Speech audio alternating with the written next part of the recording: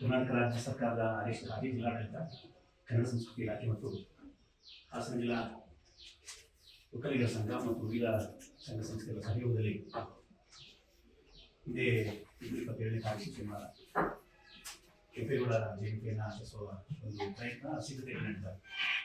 ಅದಾಗಲೇ ಆಹ್ವಾನ ಪತ್ರಿಕೆ ಜಿಲ್ಲಾಡಳಿತ ಹೊಂದಿಸಿದೆ.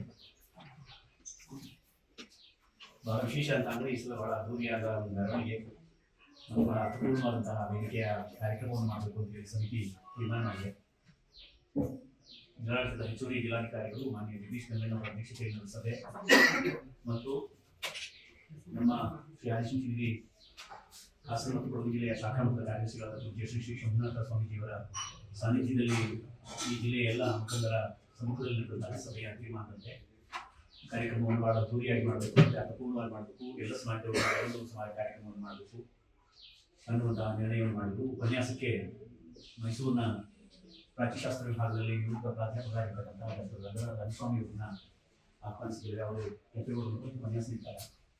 ಇನ್ನು ಉಳಿದ ಹಾಗೆ ಜಿಲ್ಲೆಯ ಎಲ್ಲ ಶಾಸಕರು ಆ ಕಾರ್ಯಕ್ರಮದಲ್ಲಿ ಭಾಗವಹಿಸ್ತಾ ಇದ್ದಾರೆ. ಪೂಜ್ಯ ಶ್ರೀ ಶ್ರೀ ಶಂಭುನಾಥ ಸ್ವಾಮೀಜಿಯವರು ಉದ್ಘಾಟನೆ ಮತ್ತು ಆಶೀರ್ವಾದ ನೀಡಲಾಗ್ತಾ ಇದೆ. ವಿಶೇಷವಾಗಿ ಕೆಂಪೇಗೌಡರ ಪುತ್ಥಳಿ ಮತ್ತೆ ಭಾವಚಿತ್ರವನ್ನು ಮೆರವಣಿಗೆ ಮಾಡಬೇಕು ಅಂತ ಹೇಳಿ ಒಂದು 20 ಜನಪದ ಕಲಾ ತಂಡಗಳನ್ನ ಆ ಮೆರವಣಿಗೆಯಲ್ಲಿ ಪಾಲ್ಗೊಳ್ಳುವ ಹಾಗೆ ಆಯೋಜಿಸಿದೆ.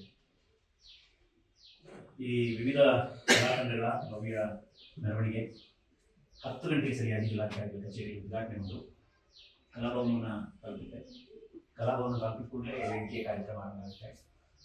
ಸಮಿತಿ ಸರಿಯಾಗಿ ಕಾರ್ಯಕ್ರಮವನ್ನು ಮಾಡಬೇಕು ಅನ್ನುವಂಥದ್ದು ಸಮಿತಿ ಆಶಯ ಆಗಿದೆ. ನಾಡಪ್ರಭು ಕೆಂಪೇಗೌಡರು ಬೆಂಗಳೂರನ್ನು ನಿರ್ಮಾಣ ಮಾಡಿದ್ದು ಬಹುಶಃ ಒಂದು ಕಾಲಘಟ್ಟದಲ್ಲಿ ಆ ನೆಲದ ಗುಣವು ಆ ನಿರ್ಮಾಣ ಮಾಡಿದಂತಹ ಆಶಯವನ್ನು ಎದೆಯಲ್ಲಿ ಇಟ್ಕೊಂಡು ಅಪಾರವಾದ ಕನಸನ್ನು ಕಂಡು ಬೆಂಗಳೂರನ್ನು ಕಟ್ಟಿದ ಕೆಂಪೇಗೌಡರ ಕನಸು ಏನು ಗೊತ್ತಿಲ್ಲ, ವಿಶ್ವದಲ್ಲಿ ಬಹಳ ಎತ್ತರದ ನಗರವಾಗಿ ಬೆಳೆದಿದೆ. ಒಂದು ಕಾಲದಲ್ಲಿ ಭಾರತವನ್ನು ಆಕರ್ಷಿಸ್ತಾ ಇದ್ದದ್ದು ಮುಂಬೈ, ಕಲ್ಕತ್ತಾ ಮುಂತಾದಂತಹ ನಗರಗಳು. ಇವತ್ತು ಭಾರತ ಬೆಂಗಳೂರು ನಗರದ ಮೂಲಕ ಭಾರತವನ್ನು ವಿಶ್ವದ ದೇಶಗಳು ಬೆಂಗಳೂರು ಮೂಲಕ ನೋಡಬೇಕು ಅನ್ನುವಂಥದ್ದನ್ನು ಕಂಡುಕೊಂಡಿದ್ದಾರೆ. ಹಾಗಾಗಿ ಬೆಂಗಳೂರು ಇಡೀ ವಿಶ್ವದ ಒಂದು ಆಕರ್ಷಿತವಾದಂತಹ ಕೇಂದ್ರವಾಗಿ ಎಲ್ಲರ ಗಮನವನ್ನು ಸೆಳೆಯತಕ್ಕಂಥ ಒಂದು ಮುಖ್ಯ ನಗರವಾಗಿ, ಒಂದು ಮುಖ್ಯ ಭಾಗವಾಗಿ ಬೆಳೆದಿದೆ. ಅದು ನಮ್ಮೆಲ್ಲರಿಗೆ ಈ ನಾಡಿನ ಅಥವಾ ಕನ್ನಡಿಗರಿಗೆ ಬಹಳ ಹೆಮ್ಮೆಯ ವಿಚಾರ ಅನ್ನುವಂಥದ್ದು.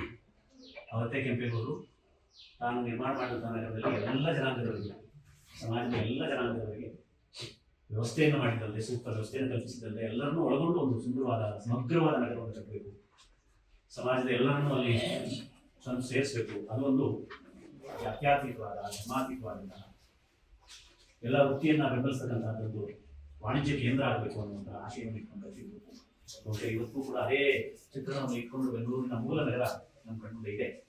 ಅದನ್ನ ತಪ್ಪಿಕೊಂಡ ಹಾಗೆ ಬೆಂಗಳೂರು ಬೇರೆ ಬೇರೆ ರೀತಿಯಲ್ಲಿ ಬೆಳೆದಿರ್ಬೋದು, ಆದರೆ ಅದರ ಮೂಲ ಚಿತ್ರ ಇದೆಯಲ್ಲ, ಅದು ಈ ನಾಡಿನ ಸಂಸ್ಕೃತಿ, ಸಂಸ್ಕಾರ ಮತ್ತು ಜಾತ್ಯಾತೀತ ಸರ್ವ ಜನಾಂಗದ ಶಾಂತಿಯ ತೋಟ ಅನ್ನುವಂತಹ ಪೂರ ಆಶಯಕ್ಕೆ ಅನುಗುಣವಾಗಿ ಕೆಂಪೇಗೌಡರು ನಗರವನ್ನು ನಿರ್ಮಾಣ ಮಾಡಿರ್ತಕ್ಕಂಥದ್ದು ನಮಗೆಲ್ಲ ಅಭಿಮಾನದ ಹೆಮ್ಮೆಯ ವಿಚಾರ.